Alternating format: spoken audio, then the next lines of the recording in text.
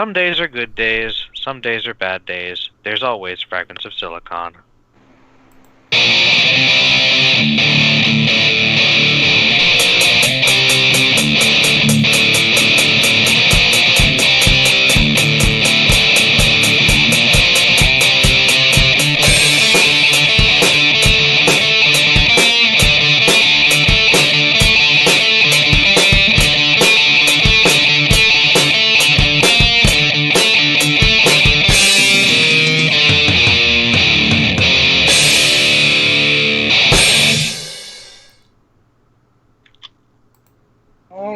Welcome to another installment of Fragments of Silicon. Joining me as always is the regular crew. And, well, let's get to the news. Gods, why don't you go first, since I think you need to vent. Sorry, I just had a rough day. I had to get up early for a dentist appointment today, and the dentist, this is my first regular dentist appointment in a long time, and there's a whole bunch of stuff they found that they want to do work on that's going to cost a certain amount of money, and, like, I have insurance, but I don't know how much it's going to cover, because the last thing that insurance was supposed to cover, it didn't cover as much as it seemed like it was supposed to, so that's not a whole lot of fun. And then I was at work for an extra long time today because there was a lot of paperwork to do that they needed me for. And on the plus side, I am getting paid for the extra time that I was in, but I had to skip my usual Wednesday evening thing, so that wasn't a whole lot of fun. And then I got home, I got into an argument with my parents about the insurance thing, and then I was trying to back up my data for a phone game that I'm playing, and I think I accidentally deleted it, so that's not fun either. You deleted your game? The game's still there, but, like, my account is gone. Or my,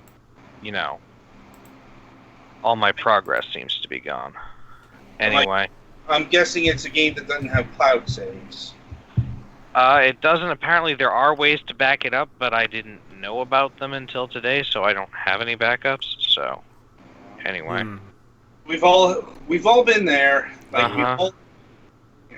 It's like there's not a game player alive who hasn't, lost their save data. I remember when that was a fairly new thing. Yes, I do. Well, yes, because you remember when save data was a fairly new thing. Yes. something save data was passwords you wrote down. Yes. I actually wrote an article about, about the big mistakes that people make for kids games, and one of them was not having saves.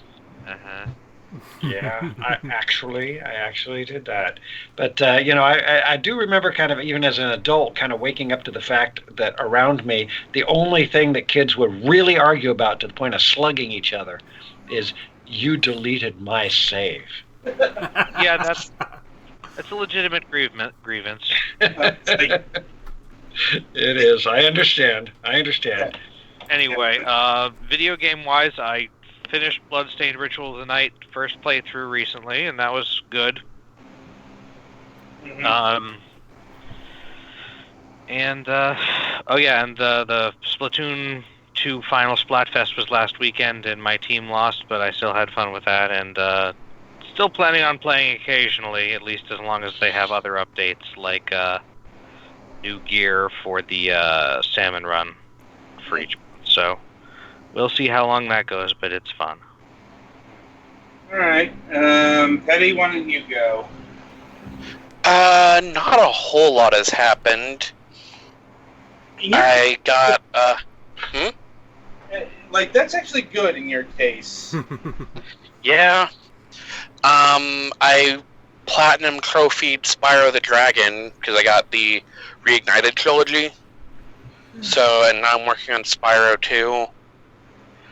And I'm also just still kind of hammering away at Final Fantasy 14, because I missed a week due to the whole kidney stone incident. And all in all, just kind of waiting to see the doctor again, and hopefully I can, start doing things that isn't just laying on a bed with I like elevated. When do you see the doctor?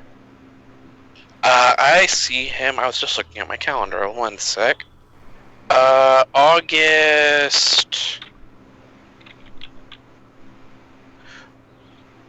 Not 13th. Or is wait, what? Oh yeah, August 5th. That's my 6-week follow-up. So yay. And other than that, not a whole lot. Just kind of being bored out of my mind. Well, I can imagine, and yet I don't ever want to imagine. Anyway. Kidney stones and knees up elevated, and it's like a horror movie. I saw one. Yeah. Like being bored, that could be good. Like, maybe less so with 30 staples in your knee? Yeah. I'm cringing. Anyway. Twilight, you're up. Alright, well, I've just about completely grown accustomed to my new home. It's starting to feel not so weird. Yeah. I mean, I remember the first time I did that. Well, I guess to start off, it's, besides getting accustomed to my new home, it's been hot and miserable. It's kind of the state of things. Meanwhile, water is wet. Yeah. Climate change is real, and we're all going to die. I remember when there wasn't any water. I don't know. I felt like it was a cue for my dialogue. For me to... But yeah, besides the weather, my cousin, who I've often mentioned from Seattle, he sent me a housewarming present, a toaster oven, which is nice. I can be replacing my microwave with, be replacing my microwave with that thing, and he also sent some trays to use with it as well. Now if I can actually get in contact with him, since we've apparently been having issues with getting calling with one another. It seems he can't hear me, but I can hear him, which is odd. Besides that, I've been getting to know my neighbors fairly well. We've come into agreement about mowing the lawn. Yeah, since we share the same yard, we had to figure out how to go about who mows which part of the yard, and that's gonna be fun. How'd you settle it? Who gets to provide the gas and who mows what? I mean, is there like a tree that marks the line that you mow up to, or do you mow like always overlapping to the other guys? It's cool, or is there a strip 1 foot wide that nobody mows? It seems to have come down to the walkway. There's a walk that splits our houses apart from one another, and besides the occasional little water slide that covers part of my yard, that's pretty much what settled it. It's a walk that leads to the gate that leads out into the parking lot that we share. Anyway, good answer. Thank you. That satisfies my curiosity. All right. Anything else? No, that's about it. All right, I guess it's my go. Well, let's see where to start. I'm not much with me specifically. More, my brother's one of his kids had an allergic reaction this a couple days ago and ended up in the hospital. Yeah, he's fine. He's fine. But though apparently the kid is going to be seeing an allergy specialist to see what triggered it. Like, so hopefully they find the root cause there. Most of my week's been haranguing stuff for the show. More on that at the conclusion, because this is just the first show of the week. And let me see. No further word on Mac since last week, but it's probably going to be a while before he can definitively state one way or another his future plans. Mm-hmm. Yeah. And yeah, that's about it for the news this week. So merrily we shall roll along to the interview portion of the broadcast. And joining us once again is George, the Fat Man Sanger. What? Huh? Indeed. Not much of a surprise since he's been commentating throughout the news segment, but anyway, let's see. Where to start this time around? Well, maybe we should start with Humongous Entertainment, since there's a thing you wanted to mention about that. Well, I am for that. Yes, I am for that. This is like being on a big talk show, and okay, all you listeners, what do we got? 9 or so. We don't venture to check. Oh, okay, yeah, that's good. That's good. But I want all 9 of you, or it might even be 8 or even 12, thousands. I want you all to look for curator, hashtag look for curator, or just Google look for curator, and follow it on Facebook or Twitter or whatever it is, because on the 1st of next month, that's in like 6 or 7 days, depending on what month this is, we're going to go live with a Kickstarter to release the music from 4 Humongous Entertainment games. And that should be big news to people who like games, and theoretically, that's the crowd I'm talking to. Theoretically. Although that's your action item. Everybody just go to your browser right now and look for curator and follow something. And then we're done, and we're done with the plugging, and you don't have to do anything else. But this could be very cool, because the 4 games are Spy Fox and which Spy Fox? I don't know which. And Pajama Sam 3, You Are What You Eat From Your Head to Your Feet, and Putt Putt Saves the Zoo, and Freddy Fish and the Missing Kelp Seeds, which is, these are all, except for Spy Fox, these are all Team Fat. Spy Fox is really good too, but these are all Team Fat projects. And you've only heard them in the little 8-bit, you've only heard them that way, but we found the masters, and this is all what CD quality they call it, and there's even a stretch goal to release some of this stuff on vinyl. Yeah, vinyl. Yeah, video game vinyl is quite the commodity these days, actually. Yeah. Now tell me how that works. I mean, is it? Do you leave it out on your coffee table so that people see how hip you are? I don't have a record player, so I wouldn't know how that works. Mm-hmm.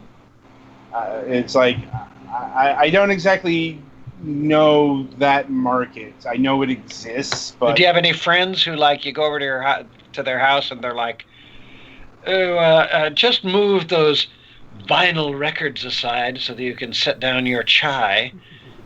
We still have a bunch of vinyl. I mean, it's mostly my parents' old record collection. Oh, tell me what records? What records? A lot of Beatles things. A few Broadway. I think we have like Phantom of the Opera and Cats and Camelot. I know we have Camelot.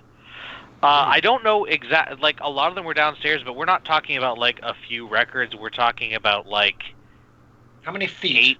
8 feet. 8 feet. I've probably got about. I'm looking at about 4 feet right now. Oh, not counting my parents' records are still back here. So yeah, I'm up to 8 feet, and I got the record player here too.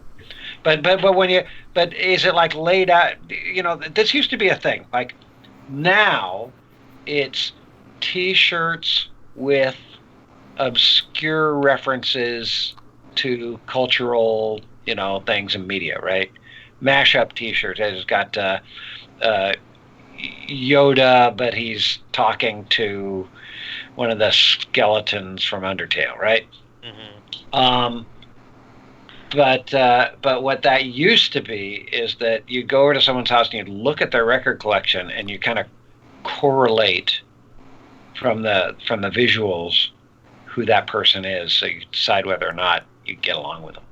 I mean, you can still do that these days because, as I said, they're putting video game soundtracks on vinyl records now. Yeah. Bull Moose Music is a Maine and I think a little bit New Hampshire chain of music, movies, game, bookstores, and they have a fairly decent selection of like new vinyl stuff usually. Uh-huh. Not like a ton of copies, but like a few for like whoever's interested in that. Yeah. So it's surprising, but I guess some people like the analog fidelity. I'm not going to say higher fidelity, but the fidelity is it's in an analog way. I imagine it is attractive to some actual DJs because it is much more difficult to scratch CDs or to do the Juga Juga thing. I know Juga Juga isn't the actual sound of it. But I'm asking you guys these questions like as if like with the presumption that you'll know more about it than me and you'll tell me what the current generation is doing. But you are so you're as out of it as me. I feel very comfortable. Well, I'm sorry. I'm not into popular things much. That's what I'm talking about. We are brothers from another mother. Yeah. It depends on what the thing is. Yeah, with the Juga Juga thing. I mean, that you sounded like these kids with their boom to boom. Always with their book face and twinkle. But I mean, the ultimate point is, it's like you can get like the Streets of Rage 3 soundtrack on vinyl now. Yeah. And so on and so forth. Yeah. My theory is, I like vinyl because of vinyl, because I have my reasons for liking vinyl. And I was actually there when vinyl turned into CDs. I was actually the guy who had my boss had the only privately owned digital 2-track recorder in Los Angeles. And so my job was to pack that huge thing into my truck and bring it around to the mastering labs where they were cutting the vinyl. And I'd say, well, can we cut at the same time? Can we cut this digital? And I'd have to explain a little bit, copy. And that would be the master for this new thing called digital compact discs.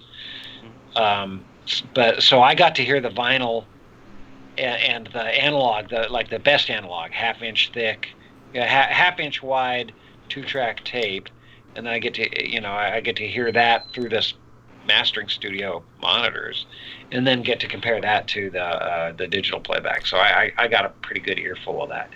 But what I'm thinking is that a lot of the attraction now is is that in this age of not really owning things, you like subscribe to music, and you might buy something, but it might get erased, like your game save, and so it's kind of it appeals to something in our hearts to have one friend of mine called the biscuit, have a physical object that you can just like hold in your hand and say, see, I have one of these and it's physical and I can hit you on the head with it.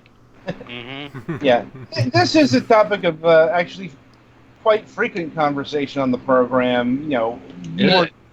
More on the video game space, but it's the same kind of concern because video games, like most everything else in terms of media, has moved to the digital space, and the concerns about is this game going to be available in X amount of years or coverable, and so on and so forth, is a great concern. Yeah. For PCs, even physical copies aren't safe because they'll suddenly like, why yes, purchase your physical copy of our thing, which is a box with a Steam code in it. Right, or it's got a CD and it's only got a Steam executable on it. Or it's, but you got the box. You got the box, and they can't take that away from you. They can't take your action figures away from you. That is true. We like our. That is true, but it's also action figures are slowly dying. Yeah, collectible models, whatever. It's like action figures are slowly dying. Support that argument. I'm like, well, it's because kids today are, Did you just say kids today? Yes, I did. With their boom to boom. I suppose there are more other kinds of toys, and also it's hard to compete monetarily. I think action figures are probably just as much like adult collectibles these days as there are actually for used by kids to play with. Right. I'm not saying it's more. Yeah, kids today have more options than we did growing up. Yeah, far more options. Then it's not just the devices, it's the stuff, it's the apps on the devices. You mentioned the subscription services. There's all the subscription services. There's YouTube, there's Netflix, there's just all of this media here. There's video games. Grand irony there, I suppose. It's like video games are helping expedite the extinction of action figures. At least as a common child's plaything. Right. I'm like, they definitely are still being made, but a lot of it's not adult collector facing. Yeah. I'm like, granted, my knowledge on this is limited, but that's just like based off of how well the major toy manufacturers are doing and such. And they're not doing all that hot. Anyway, getting back to like the theme, yeah. I'm like an interviewer of ours. Going on a tangent is nothing new. Anyway. We're halfway through, and I've got a pretty hard stop in a half hour. So if we need to like say some key words, to satisfy our demographic, if we have to drop some terms or. I think we're good. Okay. We're not particularly huge on the performing violence to the subscription buttons. It's like we've mocked. It's like we've performing violence. So if you like us, click here. No. What they say these days is you smash that subscribe button. Smash that subscribe button. It's as obnoxious as you think it is. Did we start with? Hey, hi guys. I'm like, I think that's what we're supposed to do. Well, it's like that's more at the end of a video than at the beginning. Yeah, right. That's at the end. At the beginning of a video, it's like, hi hey, guys. insert name for fans here. It's guys. I thought it was just guys. I didn't think there was a choice. I don't know. I probably should listen to, I don't know. Or I could not listen. Words are hard. Or I could not listen Words to are hard. kind of videos, and then I'd probably be happier. What would make you happier? Or you could put them on double speed, like some weird person. Some people do Double that. reverse. Yeah. Oh, okay. So blah blah blah video games.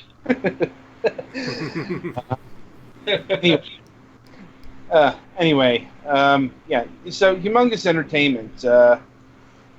For those who might not know what Humongous Entertainment is or was, that was a pretty big children's company, the purveyor of children's video games back in the 1990s.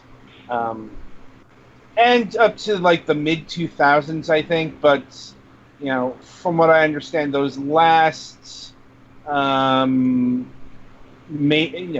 last Humongous Adventure games were not too good. Yeah, which ones were those?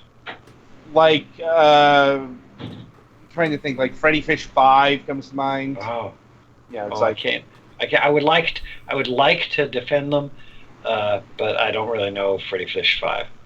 I'd make a joke about Putt Putt stays home and does his taxes, but I don't know that that wasn't the thing. Wasn't that good. I mean, you learn a lot, but you're not sitting there going, hot ziggity. Uh-huh. That's Putt Putt's catchphrase. Yeah.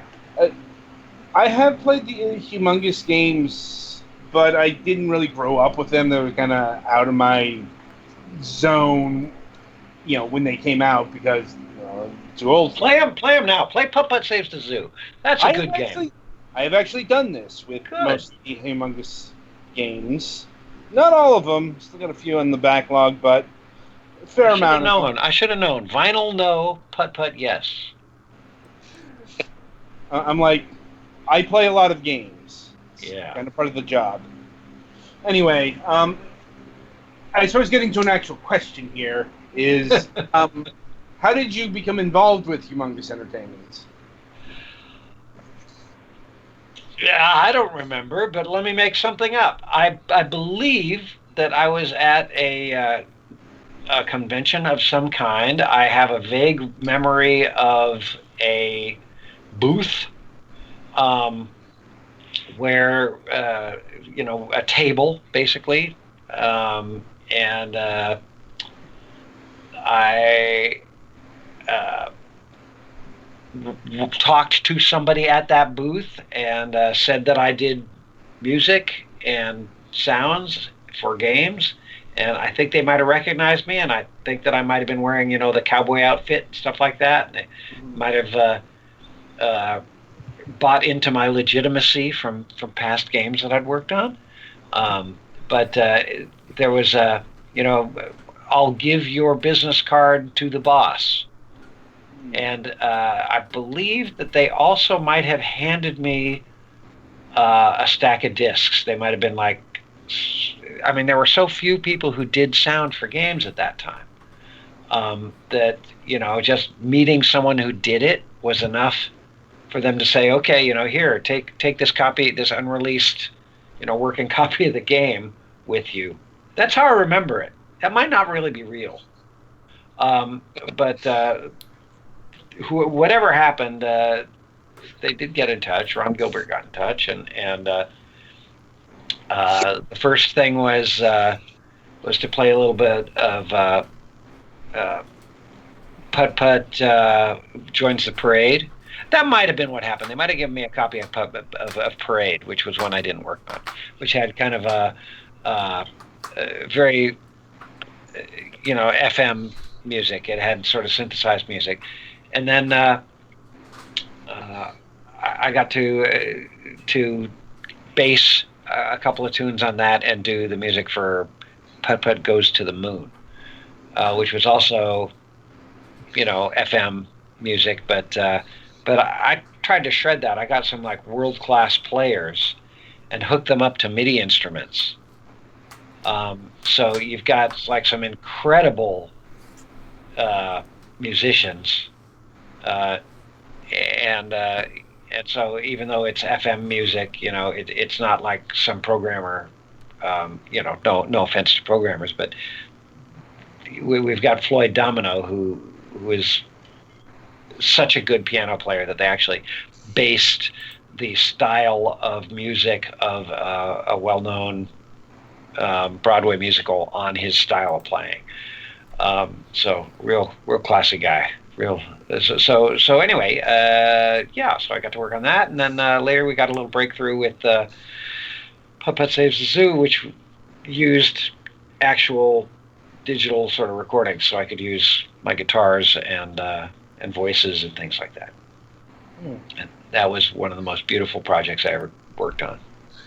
It was very teamy, you know. I got my 3 best friends, and we all sort of split the assignment in beautiful ways. You know, you cover this kind of music, I'll cover this kind of. You cover this territory, you do the grasslands, and I'll do the jungle, and we'll meet in the middle.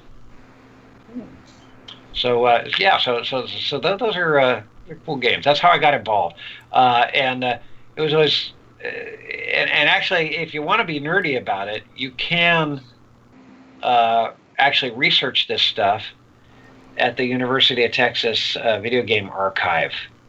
And so you can Google the George Sanger papers, and you'll find like a list of all the junk from my childhood and from, you know, my adventures in video gaming that you can peruse. I'm not exactly sure how that's done, but you contact them and you find out how it's done. But it would be possible for you to actually try to find the box that has my first guitar strings in it. Right. So, but also lots of faxes between me and Ron Gilbert, who was the founder of Humongous Entertainment. Brilliant guy. He also, you know, he worked on a lot of the early Lucasfilm games stuff. Indeed. We had Ron Gilbert on the program a few years ago. Was he grumpy? Actually, he was fairly affable. Although he was also with Gary Winnick. Talking about the development of what was to be Thimbleweed Park. Yeah. Good soundtrack on that. My buddy Steve Kirk did a great job on that, and actually once I heard it fairly recently, we combined and did a couple of tunes together. But Thimbleweed Park. Okay, so how'd the interview go? He was affable. Yeah, you know, fairly informative. He used the handle Grumpy Gamer for a while. Right. That might have been a phase. Possibly. I'm like, you know, it's like, you know, I do remember Gary being more animated. Although that might have been just because I remembered what Dynatron City was. Anyway, now in regards to composing... Did you say Dynatron City? Defenders of Dynatron City. I wrote the music for that. Well, it's like... It's a small world after all. Actually, it didn't have lyrics. I couldn't sing on it, but it went, the Defenders of Dynatron City, it's the best superheroes today. At fighting time, they'll rid the streets of crime because they're mutated in a beneficial way. So no one's heard that, you know, but you got to write your lyrics in order to get the tune right. Right, though there was a television pilot of that as well. There was. Yeah. They didn't come to me for that music. Like, maybe they did. I don't know. Like, I honestly don't remember if they used those lyrics for the show. Nobody ever heard those lyrics. Nobody at the company heard those. Just you guys. I see. Anyway, in regards to Humongous, was it particularly challenging to make music for, like, specifically children? No. One of my, the first guy I invited to join Team Fat was Joe McDermott, and he's specifically strong in children's music. And I like that stuff. So, some of my favorite music I learned when I was a child, and so to me, the best music for kids is the kind of stuff that I liked when I was a kid, and it's pretty sophisticated stuff. So my kind of idea was to not talk down to the kids. Now, in recent years, I've started to realize that there is a point where kids they like the song that goes stand up, sit down, stand up, sit down, stand up, sit down. At a certain point, that's really all they're after. But there's also another level where you'd be 2 years old and you would really like These Boots Are Made for Walking. It might not mean the same thing to you as it does to your grandfather. But for me, it was as a kid, it was a lot of West Side Story and Stan Freberg, who used the same arranger as Frank Sinatra. So you get comedy songs with Frank Sinatra bands playing, and Alan Sherman, big comedy stuff. But a lot of the stuff was beautiful arrangements, swinging, things, Twilight Zone soundtracks, and I just liked real music. I liked music that had something to it, even as a kid. So I always thought, well, I want to do stuff for kids that has some of that to it. So you'll hear in my music for Humongous, you'll hear a lot of salutes to some pretty cool, sophisticated stuff. Like, hey, you know what? Here, look. I'm gonna go to the. I'm going to. Oh, this isn't gonna work. I'm gonna do it anyway. I'm going to the Kickstarter page that hasn't gone live yet. I'm gonna go off of my headphones and bring up the speaker, and I'm gonna play the opening of the video for the Kickstarter, and you'll hear jazz music in the background. Let's try this. Here we go. Okay.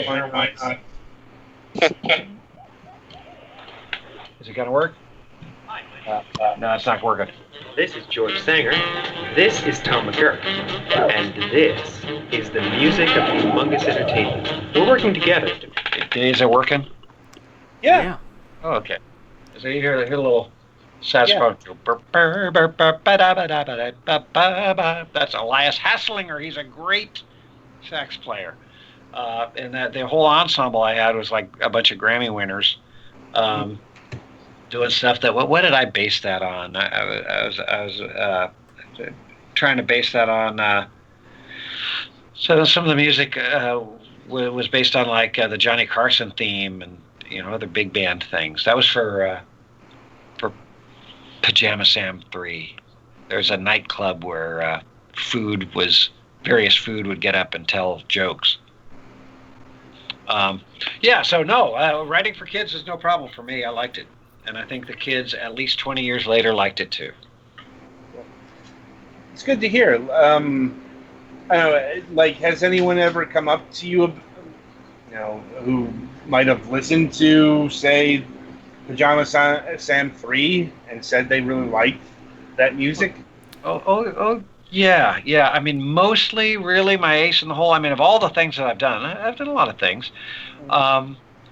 My daughter, her friends, my daughter-in-law, they all know the Putt Putt Saves the Zoo. They know the Topiary Creatures song.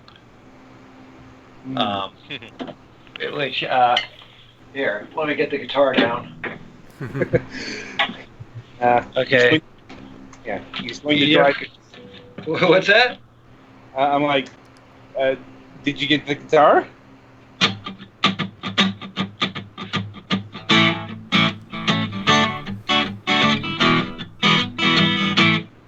We are the topiary creatures. We're very pleased to meet you. Senors and senoritas, too. Of the animals we feature, you know it never eat you. We sing so very sweet to you. Welcome to the zoo. With the kangaroos, roos, and the tigers, too. Welcome to the zoo. like that. I'm sure those shapehead plants wild. Like, but Yes. that's So yeah, some people really like that. So when my daughter wants to score some points with their friends for who her dad is, which is very rare, that's kind of the card that she plays if she needs to let somebody know. For the most part, she really likes, for the most part, what I did is not Japanese, so it's never really going to measure up. that's a whole other topic. Yeah, it is. Yeah, it is. Some great stuff being done all around the world. Yes. Let me see. So much here. Like, well, I know the Wing Commander games. Like, what was the extent of your involvement in the music created for that franchise? That was a very, I would say, an even combination. Dave Govett. Okay, so for the first Wing Commander game, we were asked to do sort of a cross between Star Trek, the motion picture, and Star Wars. And this is hard to imagine, but games had not impersonated John Williams yet. So we were the first. And I wasn't sure, once I got the gig and the assignment, I wasn't sure that I could do it, but I just started working with this guy, Dave Govett. And I went and talked to him about this, and he said, "Oh yeah, I've already got a tune kind of written in my head. I just, I haven't written it down yet." So about 2 days later, he did the work, and he came back at me with 2 tunes. One of them is what you hear as the opening theme for Wing Commander 1, and that was a huge hit. And then the other tune is what you hear for the dogfight music for Wing Commander 1, which is also a huge hit. And it was 2 incredible pieces of music. And so he came off the starting line with like gangbusters, so I had to run to catch up. So what I did was I took those themes, because he kept writing, but he didn't go back and echo his themes. So it was just like not relating to each other. So I started writing tunes that took those themes and played them in different styles in different places. So I took, the theme goes dum bum bum bum bum bum bum bum bum. Bum bum bum bum bum bum bum ba ba ba ba bum bum bum ba da ba ba ba. So there's a pinball game or a video game within the game, and I did the and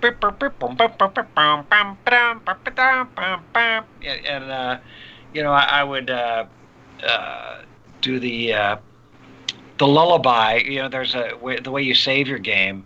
Mm-hmm. This is that you go into the when you're like flying back from a mission or flying to a mission, I'd have like a sad version of the theme play if your mission went badly. So those were kind of my job was to echo the theme throughout and make different styles, and his was to kind of hold down that sort of orchestral core. But one thing that was fun was the way you save a game is that you store it in you go to the barracks and you save the game in a cot, and once you save it there, then there's a pilot sleeping in that cot, the bunk beds, and so you needed music for the barracks, and so I wrote a tune that was like a lullaby for the pilots, but of course secretly it has lyrics, which I believe that you can find. Where do I have Wing Commander for sale? If you look for the Fat Man and Team Fat, you can find the Wing Commander soundtrack. And the special track is, there's a bonus track, Go to Sleep You Pilots. So again, it didn't come out in the game, but in order to write a tune, I like to write lyrics. So, that way I can remember how the tune goes while I'm writing it. So this one was like go to sleep, you pilots, fight another day. So I had this kind of thing going in my head in order to write that. And so I was very involved in that. Thank you very much. In the composition.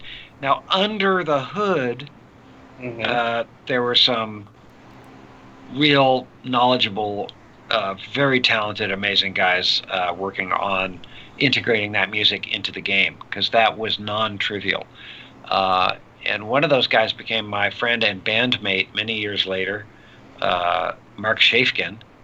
And another guy, Herman Miller, I think. Just really smart guys who did the heavy lifting and made it sound good. So I had no idea how difficult it was to get music into the game, but talking to him many, many years later, I'm like, oh, you really are responsible for making this thing sound good, aren't you? And he's like, yeah. In fact, it was kind of like that in the band, too. I found a video the other day of us playing a medley of I Shot the Sheriff and Turning Japanese, and we come to a solo that Mark does, and I introduce it. Dang it, now I'm wondering how that goes. Oh, well, you can find that. Let's see, Captains of the Chess Team, Japanese Sheriff. If you Google that, you'll find it. And I introduce Mark as his solo, as now comes the musical portion of the show, because he plays such a lead on that one. Yeah, that's worth looking up. You should grab it. There we go. It's honestly not that surprising, since Wing Commander is just, when that was a thing that was alive. I just remember that being like one of the most cutting edge franchises out there. It was so cutting edge. They were definitely writing for games for computers that hadn't been built yet. Mm-hmm. So what was it? We everybody had 386s and they were writing for a 486 or something like that. I believe it. Like that was like Origin in general. Like, yeah, their games required for what was at the time a lot of horsepower. Like yeah. Well, we couldn't test the game. It was tricky to test the game because you had to have the best possible computer even to run it, and even so, we were writing for computers that hadn't been built yet, so it was rough. Seventh Guest was a little bit that way, as I told you, that they were doing things that everybody was pretty convinced were impossible. Yeah. I mean, as mentioned back in part one, that was just kind of the 90s in general. Like, there was so much new technology, new horizons. Yeah, still like that. A few months ago, I was working on the new Oddworld game, Soulstorm, and we were working on in Unity and pushing the envelope so much that Unity featured that game in their keynote at Game Developer Conference, what we call GDC around here. But it was like the biggest Unity game ever made, and it's doing things that are just barely possible. So they're showing it off that way. But it's still like that. I mean, people are trying to push the tech. I always felt like I had a certain immunity from that because I knew how to make a swinging beat, So the technology wasn't really my. I didn't have to know about it, but that only lasted so long. I mean, at a certain point, it's like, sorry, dude, you actually have to know about it. I mean, hey, on the screen, are we going into the? Does this take us into the last level where we get to see? Speaking of Ron Gilbert being animated, on the last level of Zombies Ate My Neighbors, there's a guy in a cowboy hat, and if you click on him, it says Fat Man. Oh. Or George Sanger. I suppose we should turn our attention to Zombies Ate My Neighbors, or ZAM. Zeman? However you want to pronounce it. It's silent like damn. Zam. Yeah. Well, it served as a good substitute for damn. So what were we talking about? Adam's nephew's allergic reaction. Is it going to be all right? What's the name of the allergist? I don't know. Well, research that, please. You've got an audience, and they want to know. Like that's something I'd have to ask my brother. Okay. Like, I'll bring it up the next time I talk to him. I mentioned this because we were on topic for a really long time, and you were feeling weird. Yeah, I was feeling bored, like I needed some staples in my knee so that I could complete the picture of boredom. What I'm doing there? They call me Johnny Callback. We're bringing it back. Bringing it all back around. Anyway, what was you kind of mentioned something before we went on air about Zombies Ate My Neighbors, and that was like the extent of your involvement.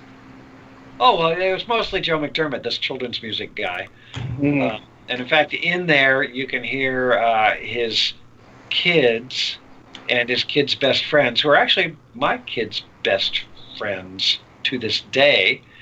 But you can hear them saying, is there anybody out there, or something like that. You can hear them making the giant baby noises and things like that.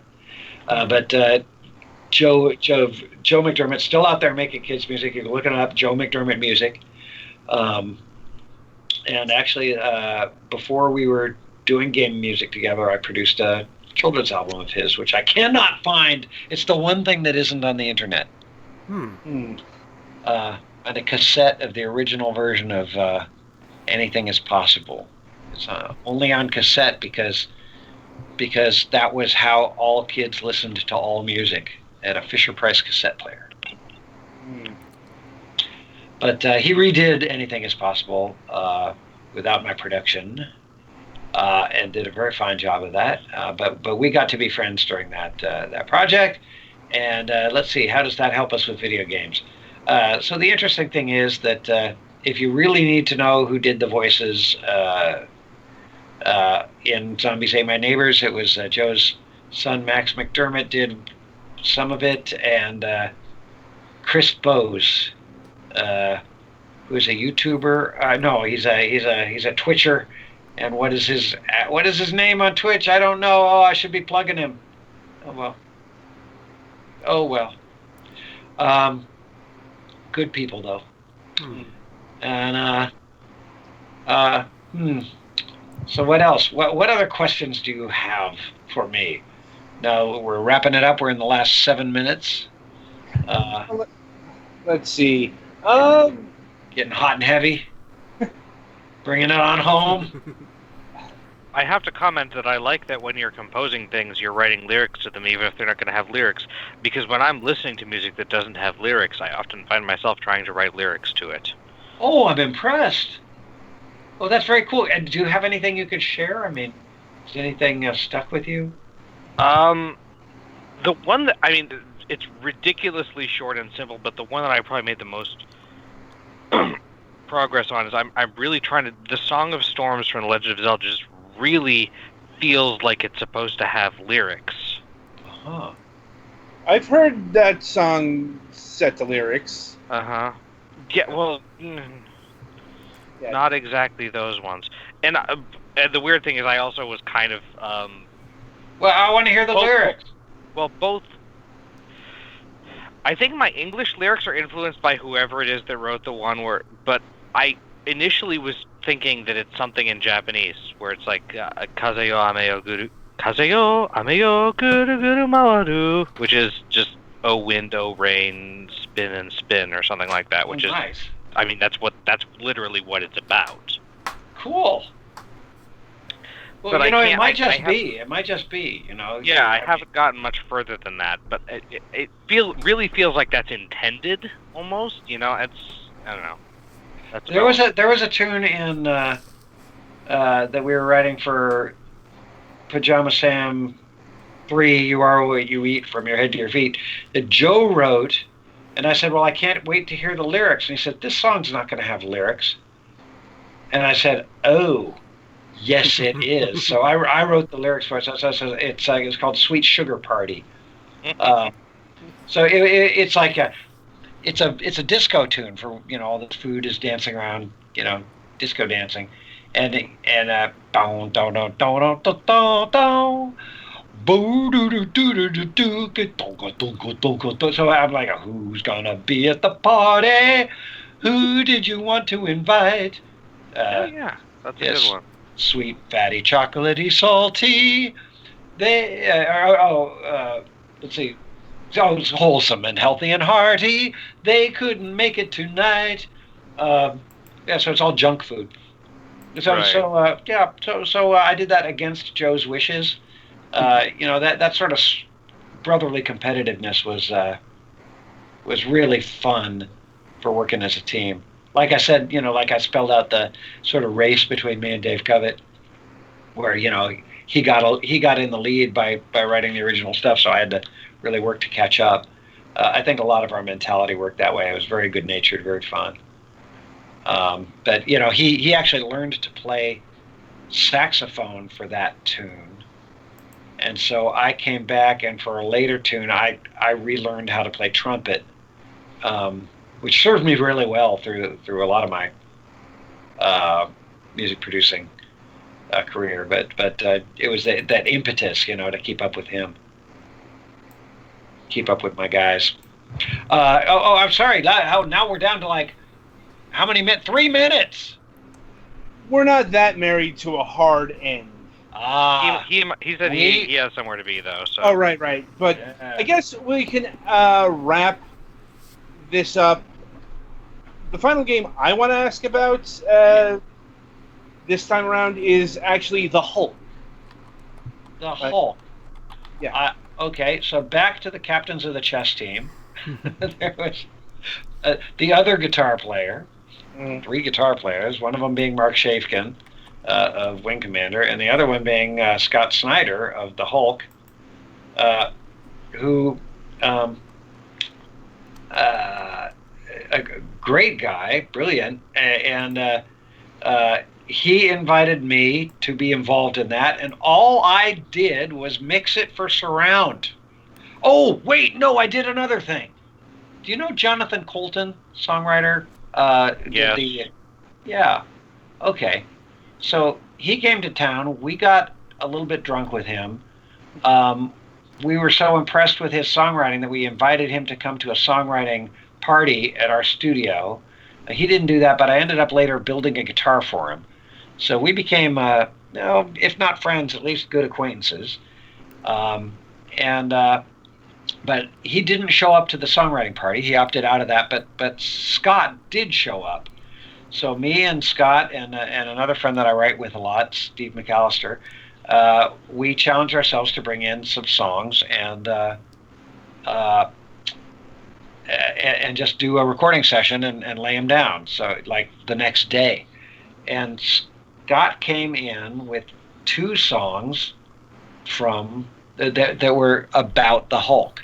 So we do have somewhere is a recording of the captains of the chess team or some arrangement of that playing Hulk Smash, and also and I'm on guitar on that, and then this whole songwriting idea, the party was my idea, and then me and Steve McAllister wrote.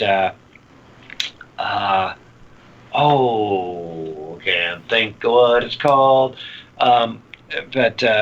Shout at the World, which is about a very emotional thing about having to hold in your anger.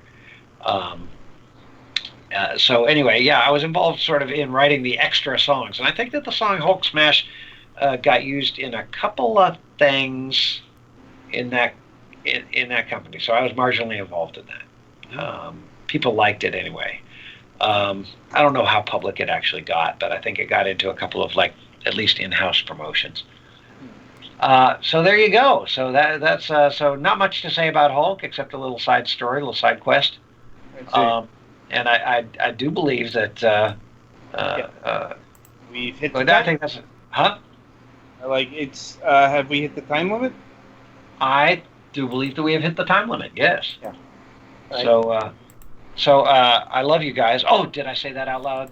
But it's true. And this is fun. Mhm. And maybe down the road we'll do it again. Maybe during the if you guys are up for it. And maybe not. Maybe you're done with me. But we'll see you on the other side. And thumbs up to the fans. Mm-hmm.